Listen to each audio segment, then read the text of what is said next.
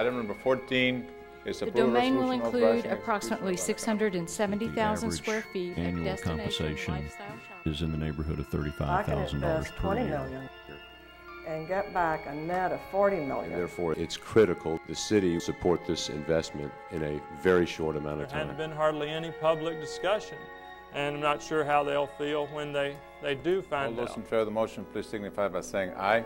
Aye. In May 2003, a well-connected developer, Endeavor Real Estate, appeared before the Austin City Council to request a $37 million tax subsidy to build a luxury shopping mall in North Austin called The Domain. After only 1 week and with little public scrutiny, the council approved the request by a vote of 6-1. Since that time, close inspection of the deal has revealed that many of the project's purported benefits to the city were exaggerated, and that the true cost to the taxpayers will be much higher, approximately $64 million. I'm here today to speak to you about the urban village at the Domain, to explain why that it is important that a decision to make a public investment in this project be made imminently. It's done in a week's time to avoid public scrutiny, and that's exactly the opposite of what would be in the public interest. The only reason for the rush that was made known to the public was that there was a convention in Las Vegas where all the mall developers and the prospective tenants get together, and they wanted to be able to go and say, we've got a deal, we're going to get bags of money, we're going to build, and we can sign up tenants. If the developer is willing to make a deal with the public to take the public's money and to do something of public value, then the developer has got to open its books out and let the public take a good hard look at what kind of deal it's getting and how much it's going to get for what it is it's spending. Endeavor Real Estate, knowing the city's budget shortfalls of 2003, used a combination of scare tactics and misleading claims to convince city leaders to accept the subsidies package. During the past 12 months, this community has experienced 8 months of double-digit declines in sales tax receipts. The city is a declining percentage of the metropolitan area population. People are doing their shopping close to home, which is exactly what you'd expect, but we're getting a little bit more than our share, and it's keeping pace exactly with population. So there's no reason for panic at all. It's declining because our percentage of the population is declining. Endeavor told the city that it would begin to see tax revenue and other benefits from the project beginning in the year 2005. Well, that was an impossible projection because you couldn't find the tenants, negotiate leases, design the mall, submit it to the city, and construct the mall, and then do the tenant finish, and then move in the retailers within 18 months.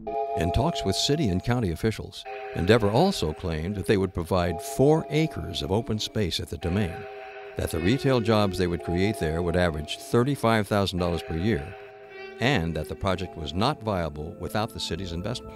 A primary question that one asks in this situation is, will it be built without the city's participation? The answer in this case is no.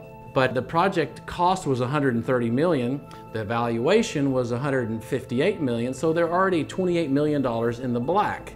There's every probability that a major retail development would have occurred without any incentive.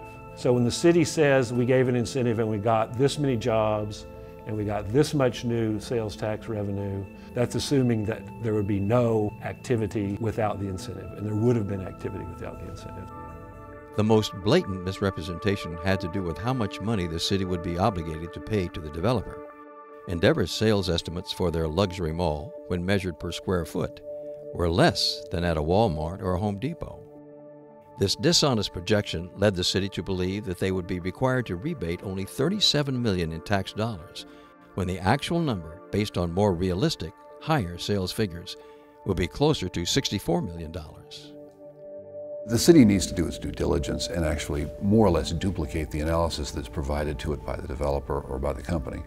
If they're unable to duplicate those numbers, then they certainly shouldn't be taking the information they're getting from the developer at face value. That just doesn't make any sense. It doesn't make sense to spend taxpayer money to subsidize development that is already occurring rampantly in Austin, and also be subsidizing the competition to our, existing homegrown businesses. My biggest argument with the Domain is not that the city didn't do what was good for the public, but it did not even do what was good for the city from a fiscal point of view. It completely misread the economics of the situation and made a deal which it thought was going to be good for the city, when in fact they were shooting themselves in the foot. But the city is no longer obligated to pay any money to the domain. In response to a lawsuit, Endeavor agreed to a court-approved settlement that makes these payments optional. And there is now a charter amendment on the ballot this November that will stop the domain subsidy once and for all and will limit the city's ability to approve tax giveaways for retail in the future. I support the Stop Domain Subsidies Charter because I think it was an unfair deal to begin with. It wasn't done with any sort of public knowledge. And the people of Austin deserve an opportunity to say that it's good for the city in their opinion or it's not, because we never had that opportunity. So I think the charter is one of the best things that could happen, and I'm excited about it. This November, vote for Proposition 2.